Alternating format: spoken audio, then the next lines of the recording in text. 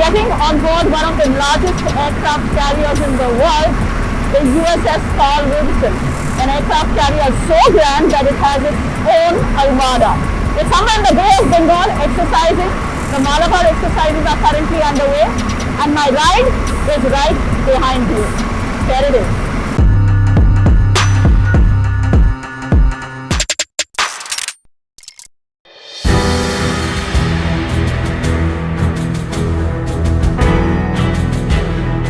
Also strapping up to make the journey to USS Carl Vinson is India's Navy Chief Admiral Karambir Singh. Admiral Singh is the Grey Eagle of the Force, essentially the oldest serving helicopter pilot in the Navy. We are airborne on the V-22 Osprey, a beauty that is both a helicopter and an aircraft. It operates as a helicopter when taking off and landing vertically. The nacelles rotate 90 degrees forward once airborne, converting it into a turboprop aircraft. It is a 30-minute ride to the Supercarrier. We land on a flight deck lined with some of the most advanced flying machines in the world. We'll be seeing the F-18s take off and land from close quarters, but before that you need to kit up to ensure that the noise doesn't blow up your eardrums. The fighters will be flying, we'll show you that in just a bit, but that's where we are headed now.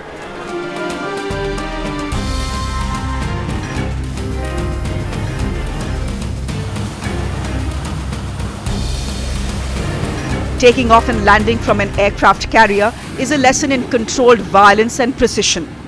Lieutenant Joe Cox is one of the F-18 pilots who landed on the flight deck today. He has been posted on USS Carl Vinson for the last 4 months and explains what it takes to land on a floating airstrip. It's a lot more violent, I would say, and it takes a lot more training and practice to get comfortable with. But as we were discussing before, the catapult and the arresting gear use steam power generated by the reactor on the carrier. So our aircraft carrier has 4 wires that you could potentially land with and land with the tail hook, basically arresting yourself. And it uses a water brake to slow you down, basically.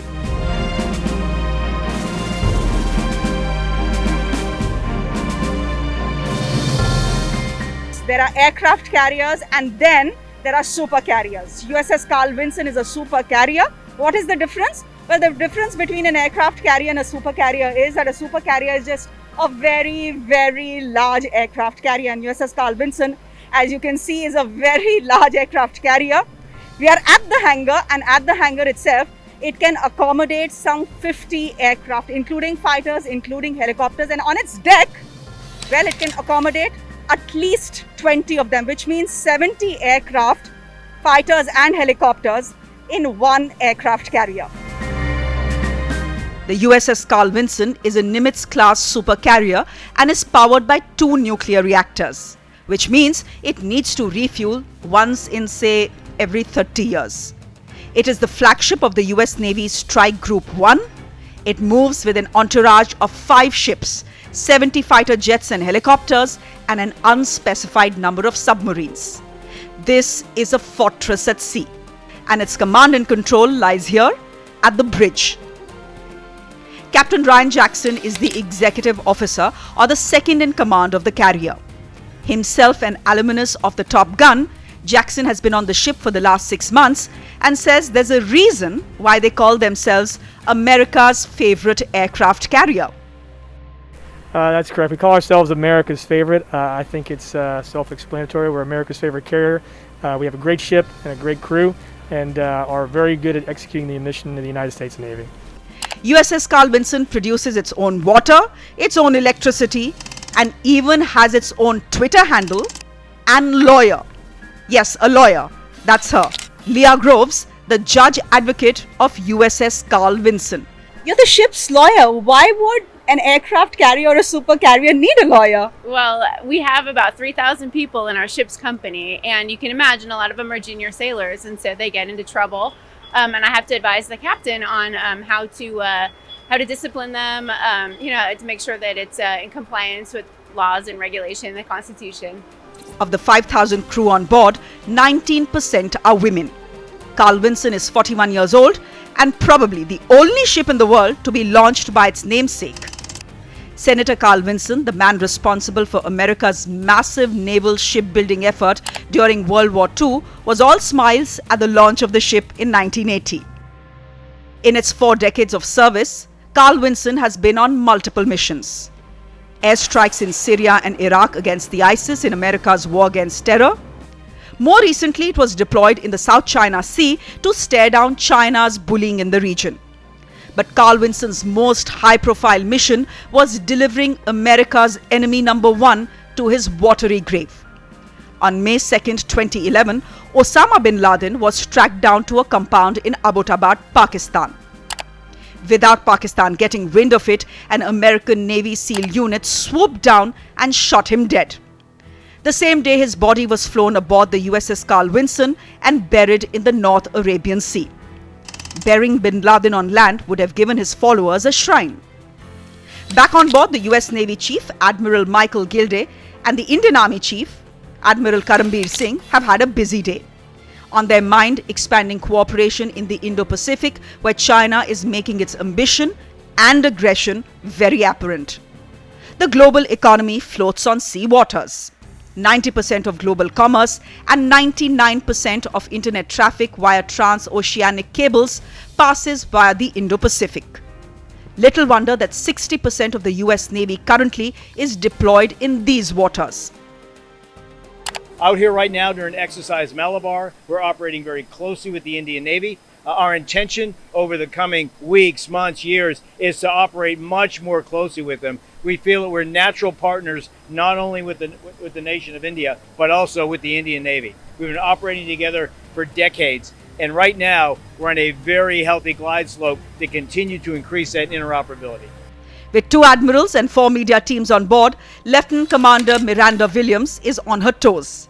She's the Public Affairs Officer of USS Carl Vinson and explains to us why no one on board wears metal rings. It's a silicone ring, and I choose to wear it because it's a safety concern when you're on the ship. If you notice today when you're going up and down the stairs, up and down the ladder, there's a tendency we kind of rock, and if it gets caught, or when you're doing maintenance, if it gets caught, this one will just break off and it won't hurt you. But if you have a regular metal ring, that could cause a serious safety issue, can really hurt you.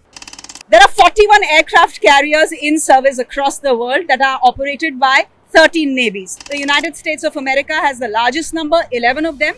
China right now has just 2, but their plan is that by 2050, they will go up to 10. Well, India has the much loved INS Vikramaditya. Vikrant will be in service sometime at the end of this year. And is that enough? No, says the Navy. They have been pitching very hard and pushing very hard for a 3rd aircraft carrier. But will that happen? The government right now says there is no money. Aircraft carriers aren't exactly cheap.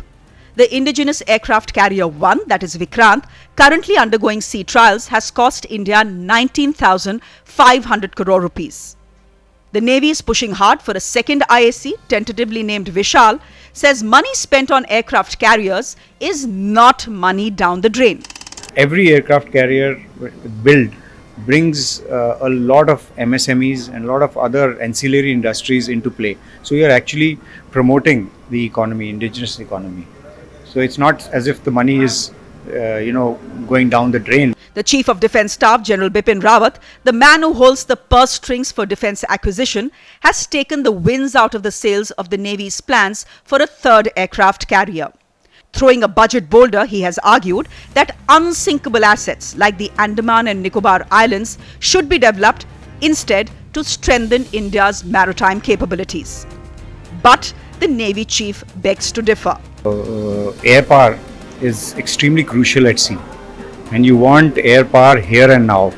We cannot have a Navy that is tethered to the shore waiting for some shore-based aircraft to come and support us. So aircraft carrier that way is crucial in the maritime concept of operations. Given the vastness of the Indian Ocean region, even if one were to activate a group of fighters from Port Blair as soon as a threat is detected, it would take at least 90 minutes to get to the spot. And a lot can happen over 90 minutes. An aircraft carrier provides speed and flexibility, argues the Navy. About 85% of China's energy requirement flows through the IOR. The Chinese have been regularly deploying 3 to 4 warships and submarines in the region in the garb of anti-piracy missions to protect their trade. Maritime security experts say it's only a matter of time before the People's Liberation Navy replaces this task force with a carrier battle group in the IOR. When asked if the Indian Navy's expansion plans are based on the Chinese threat, this is what Admiral Karambir Singh said. In the Navy, you have to think long term. So our expansion is completely built around something called the Maritime Capabilities Perspective Plan. So we plan for capabilities that are required to protect our maritime interests. Challenges that come in have a bearing, but since you have to think long term and the challenges keep changing, we've got to a plan based on capabilities rather than focusing too much on the threats.